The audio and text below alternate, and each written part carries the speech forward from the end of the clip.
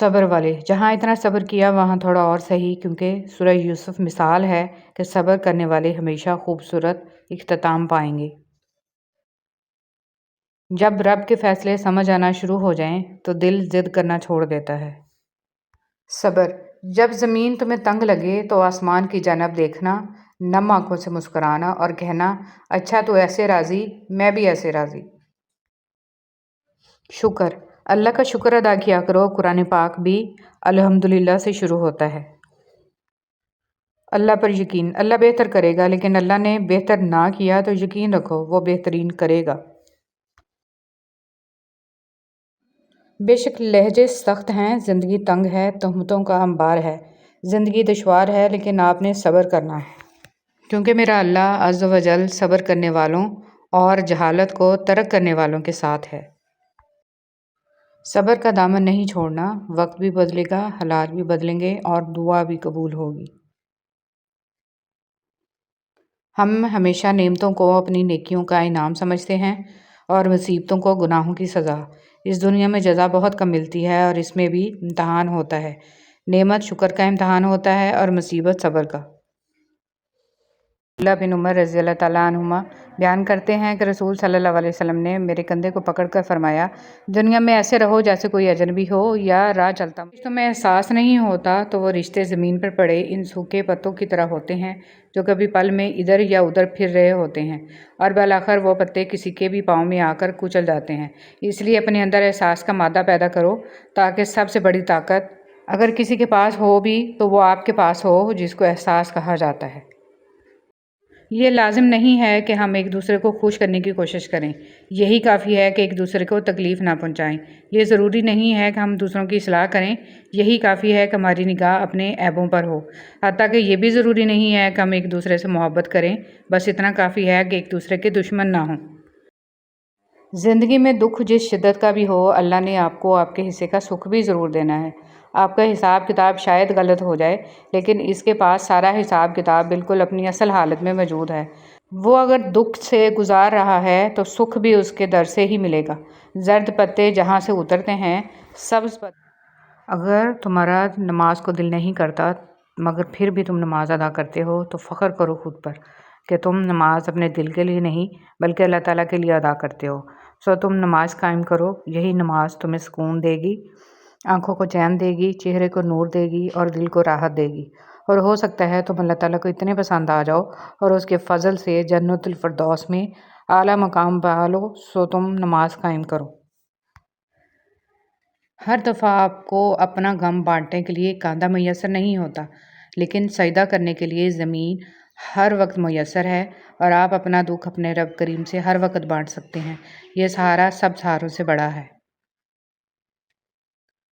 قرآن اللہ کا کلام ہے، یہ آسمانی مرہم ہے، یہ اللہ کی طرف سے شفا ہے مومنوں کے لیے۔ اگر اس کو ہم تھام لیں گے تو اللہ ہمیں تھام لے گا۔ تمہیں تمہارے حصے کا ملے گا، ایک مقررہ وقت پر ملے گا، صبر سے کام لو۔ بے شک اللہ ہمیں ایسی جگہ سے روزی دیتا ہے جس کا ہمیں گمان بھی نہیں ہوتا۔ اللہ اپنے پیاروں کو آزماتا ہے، تمہارے لیے بھی یہ ایک آزمائش ہے اور امتحان ہے، اس پر صبر سے پورے اترو پھر دیکھنا۔ تمہارا رب سچا رب ہے، وہ کہتا ہے ہر مشکل کے ساتھ آسانی ہے، تو یقین رکھو ایسا ہی ہوگا۔ تم کیوں بدگمان ہوئے پھرتے ہو؟ بے شک اللہ صبر کرنے والوں کے ساتھ ہے۔ جب وہ خود کہتا ہے کہ میں ساتھ ہوں تو تم کیوں خود کو اکیلا محسوس کرتے ہو؟ سنو، یہ دنیا کے وقتی رشتے سوائے دھوکہ کے کچھ نہیں ہیں، اس لیے اپنے رب پر یقین رکھو، وہ سب ٹھیک کر دے گا۔ اتنا ہی کافی ہے کہ تم ان چیزوں سے دوری اختیار کرو جو تمہیں دوسروں میں بری لگتی ہیں۔ رب سے پوری امید رہو، کیونکہ اس پوری دنیا میں جتنی جلدی رب راضی ہوتا ہے اتنی جلدی کوئی بھی راضی نہیں ہوتا۔ یہ غم اور مصائب ہمیں ہماری اوقات میں رکھنے کے لیے آتے ہیں۔ جب کبھی ہم انا میں اڑنے لگتے ہیں یا جفا میں حد سے بڑھ جاتے ہیں تو یہ ہمیں ہمارے مقام پر واپس چھوڑنے آ جاتے ہیں۔ اشفاق احمد۔ جو محبتیں رب کی خاطر کی جاتی ہیں وہ کبھی ختم نہیں ہوتی، اور جو رب کی خاطر چھوڑی جاتی ہیں وہ کبھی ضائع نہیں جاتی۔ اللہ کے ہاں ہر عمل کا اجر ہے۔ سمجھوتا کرنا سیکھو، کیونکہ تھوڑا سا جھک جانا کسی رشتے کو ہمیشہ کے لیے توڑ دینے سے بہت بہتر ہے۔ ملازم سے اپنا راز کہنا اسے ملازم سے مالک بنا لینا ہے۔ ہر کسی کو آپ کے بارے میں سب کچھ جاننے کا کوئی حق نہیں۔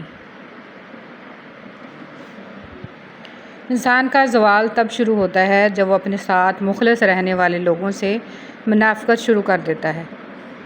مخلص رشتے بنانے کے لیے مخلص ہونا ضروری ہے۔ آدھا سچ اور آدھا جھوٹ کا مطلب آپ کے رشتے کی بنیاد میں ہی ملاوٹ تھی۔ آج کے دور میں صرف چیزوں میں ہی ملاوٹ نہیں بلکہ جذبات میں بھی ملاوٹ ہے۔ دراصل خالص چیز لوگوں کو ہضم کرنے کی عادت ہی نہیں ہے۔ تم اپنا مستقبل تو نہیں بدل سکتے لیکن تم اپنی عادات بدل سکتے ہو اور تمہاری عادات ہی تمہارا مستقبل بدلیں گی۔ جن کے دل کی بات اس دنیا میں سننے والا کوئی نہیں ہوتا، ان کی سب کہی انکہی باتیں اس دل کا مکین سنتا ہے، بڑے غور و دھیان سے اور پورے خلوص کے ساتھ، اور پتہ ہے میرا رب جس دل میں رہتا ہے اسے دنیا والوں سے بات کرنے کی حاجت نہیں رہتی۔ لوگوں کا شکوہ نہ کرو بلکہ خود کو بدلو۔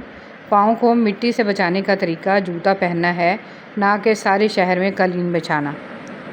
جو شخص وقت سے پہلے عزت و شرف طلب کرے گا زندگی بھر ذلیل رہے گا۔ امام غزالی رحمۃ اللہ علیہ۔ آپ 40 عالموں کو ایک دلیل سے ہرا سکتے ہیں لیکن ایک جاہل کو 40 دلیلوں سے بھی نہیں ہرا سکتے۔ مولانا رومی رحمۃ اللہ علیہ۔ کھانے میں احتیاط برت کیونکہ یہ زہریلی گھاس ہے۔ احتیاط کرنا نبی کریم صلی اللہ علیہ وسلم کی طاقت اور نور ہے۔ مولانا رومی رحمۃ اللہ علیہ۔